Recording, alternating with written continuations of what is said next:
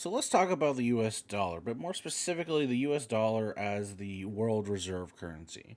The history, how it's progressed, how it got to where it is, and maybe where it's going.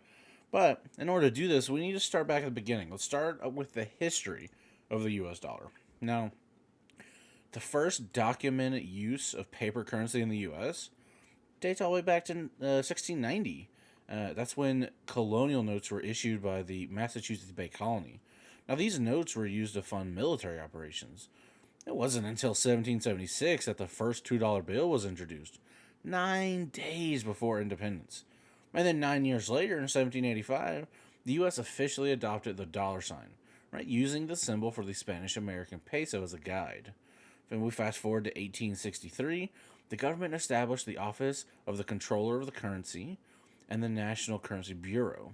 These two agencies were charged with handling new banknotes. Centralized printing begins at the Bureau in Engraving and Printing in 1869. Now, prior to that, money was printed by private companies. So, we've got all this stuff being made very quickly, very rapidly, and we went from having private companies print our money to now it's centralized. So then that's going to lead us to the next thing we need to talk about, the gold standard, which I'm sure you've heard plenty about. So the Federal Reserve Act of 1913 created the Federal Reserve Bank to respond to the unreliability and instability of a currency system that was previously based on banknotes issued by individual banks. This was the same time that the US economy became the world's largest, right? Surpassing that of the UK.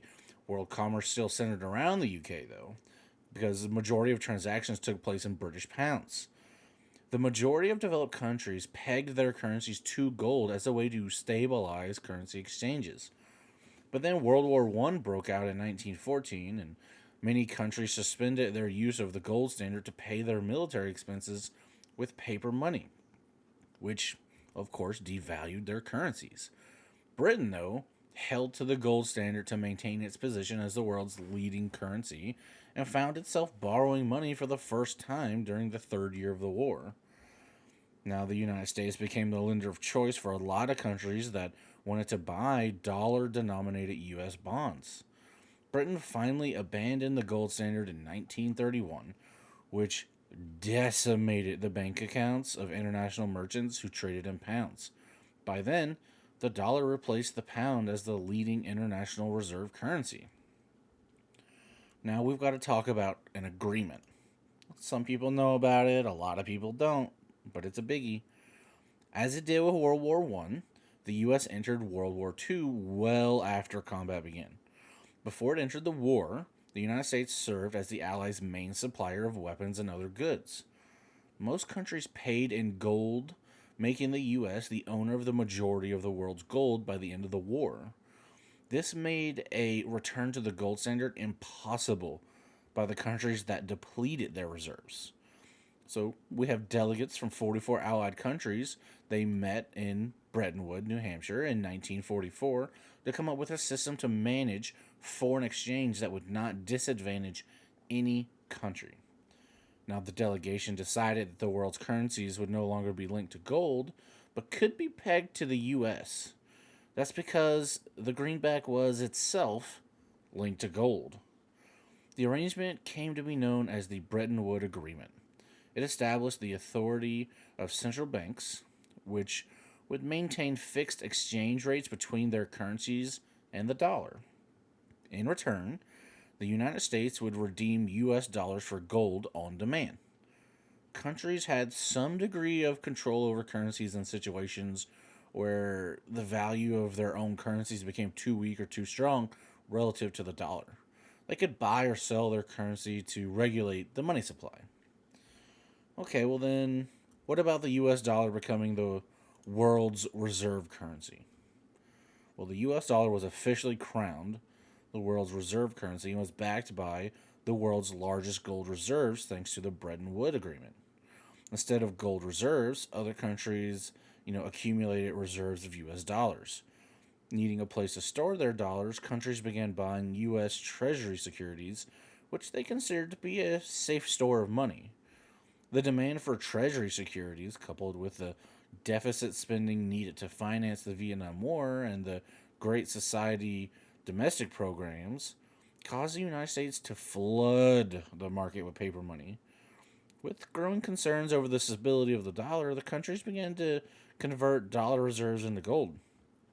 The demand for gold was such that President Nixon was forced to intervene and de-link the dollar from gold, which led to the floating exchange rates that we have today.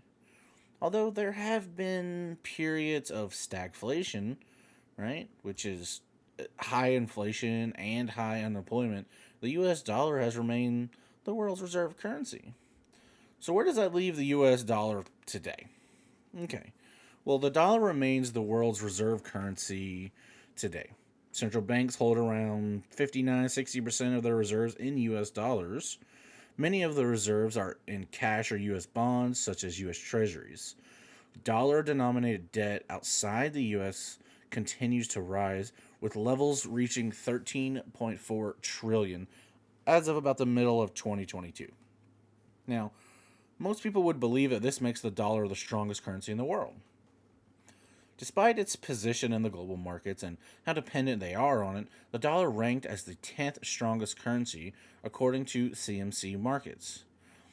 The site ranked the Kuwaiti dinar as the strongest currency, while the British pound and the euro earned the 5th and 8th spots, respectively. Okay. Well, the history of the paper currency in the United States dates back to colonial times when banknotes were used to fund military operations. So the first US dollars as we know them today, though, they were printed in 1914. Now, this was a year after the Federal Reserve Act was established. The US dollar became the official reserve currency of the world in 1944. The decision was made by a delegation from 44, allied countries. That's the Bretton Woods Agreement. So, which country's currency could be the next reserve currency, you might be asking yourself, if the US dollar is following? Well, there are a lot of alternatives that could replace the dollar as the next global reserve currency. The euro is the most used reserve after the dollar and could replace the dollar depending on economic conditions. But the EU does lack a central treasury unit, which can make this difficult. Now, China could surpass the dollar, a goal that the country's leaders are very keen on realizing, as we've seen late.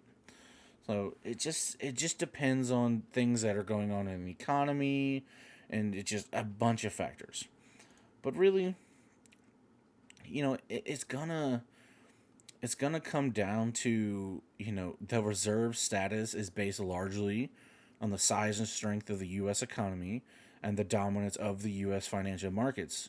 Right, despite large deficit spending, trillions of dollars in debt, and the unbridled printing of U.S. dollars, U.S. Treasury securities remain the safest way to store money. The trust, the confidence that the world has in the ability of the United States to pay its debts keep the dollar as the most redeemable currency for facilitating world commerce.